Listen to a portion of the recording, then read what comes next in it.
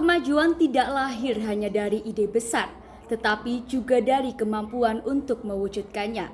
Assalamualaikum warahmatullahi wabarakatuh. Dewan juri yang terhormat, saya Claudia Cikaparisya selaku pembicara pertama dari tim oposisi menyatakan dengan tegas bahwa kami menolak pada mosi hari ini. Menurut analisis kami, transisi OpenAI menuju struktur perusahaan berorientasi profit bukanlah sebuah kemunduran, melainkan langkah realistis agar perkembangan AI tetap berjalan, berkembang, dan dapat memberikan manfaat yang lebih luas bagi manusia. Dewan juri yang terhormat, marilah kita buka mata atas masalah yang ada di depan mata kita sendiri. AI saat ini bukan lagi teknologi kecil. AI adalah revolusi besar yang akan mempengaruhi pendidikan, pekerjaan, hukum, ekonomi, dan bahkan kehidupan manusia sehari-hari. Disinilah kelemahan tim pemerintah. Mereka ingin AI berkembang untuk kepentingan publik, tetapi mereka menolak sistem yang justru memungkinkan perkembangan itu terjadi secara nyata. Mereka terlalu fokus pada ketakutan terhadap profit, tetapi lupa bahwa tanpa pendanaan yang kuat, perkembangan AI justru akan terhenti dan tertinggal. Argumen pertama kami atau fokus pertama kami ialah transisi menuju profit diperlukan agar OpenAI dapat terus berkembang dan bersaing. Seperti yang kita ketahui, mengembangkan AI bukanlah hal yang murah. Untuk melatih model AI, perusahaan saja membutuhkan yang pertama, server dalam jumlah yang besar. Yang kedua, listrik yang sangat tinggi. Yang ketiga, peneliti terbaik dan juga sistem keamanan yang kompleks.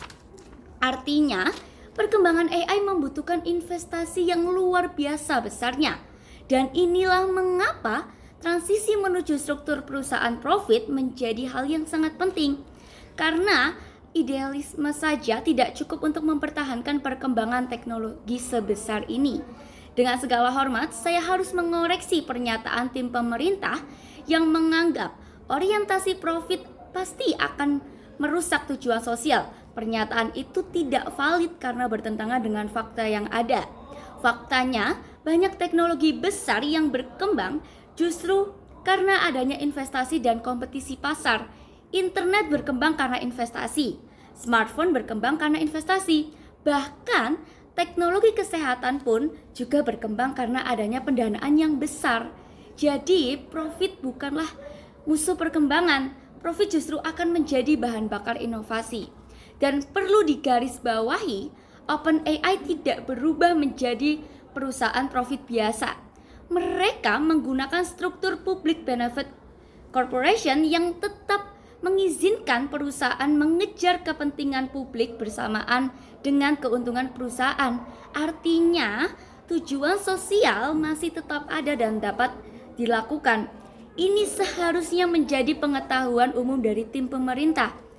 Tim pemerintah mengatakan seolah-olah menggambarkan bahwa begitu investor masuk, maka seluruh nilai kemanusiaan akan langsung hilang. Padahal dalam realitanya, perusahaan tetap memiliki regulasi, pengawasan publik, serta reputasi yang harus dijaga.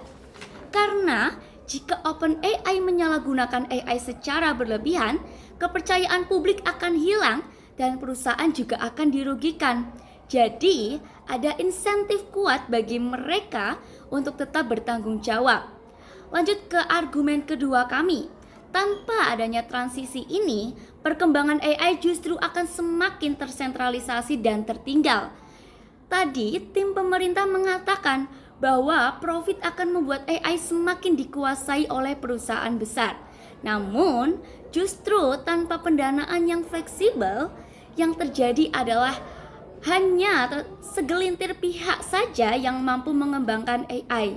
Marilah kita sadari bahwa AI adalah industri yang sangat kompetitif secara global. Jika OpenAI kalah dalam kompetisinya, maka perkembangan teknologi justru akan didominasi pihak lain yang mungkin memiliki pengawasan yang lebih buruk. Dan disitulah bahayanya. Dewan juri yang terhormat, tim pemerintah terlalu mengasumsikan bahwa investor hanya peduli uang semata. Padahal investor juga membutuhkan stabilitas perusahaan, kepercayaan publik, serta keberlanjutan jangka panjang. Artinya tidak masuk akal jika perusahaan itu sengaja menghancurkan masyarakatnya hanya demi keuntungan sesaat saja. Justru dengan dana yang lebih besar, OpenAI itu bisa meningkatkan keamanan AI, memperbaiki pengawasan, dan mengembangkan sistem yang lebih bermanfaat bagi masyarakat dan perusahaan. Tim pemerintah terus membangun ketakutan bahwa investor akan mengendalikan semuanya. Namun, mereka gagal membuktikan bahwa sistem cheap profit lebih efektif dalam menghadapi perkembangan AI modern. Saya menolak argumen tersebut karena tidak memiliki dasar yang kuat.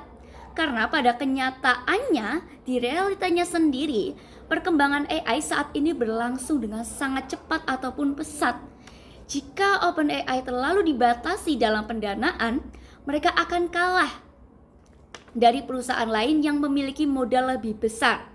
Dewan juri yang terhormat, pada akhirnya dunia berjalan hanya dengan idealisme. Tidak hanya dengan idealisme, teknologi besar membutuhkan sumber daya yang besar pula, dan transisi OpenAI menuju struktur perusahaan berorientasi profit adalah langkah realistis agar perkembangan AI tetap bisa berjalan secara cepat, kompetitif, dan bermanfaat bagi masyarakat luas. Karena yang paling penting bukan sekadar apakah perusahaan memperoleh keuntungan atau tidak, tetapi bagaimana teknologi itu tetap diawasi dan digunakan untuk membantu manusia.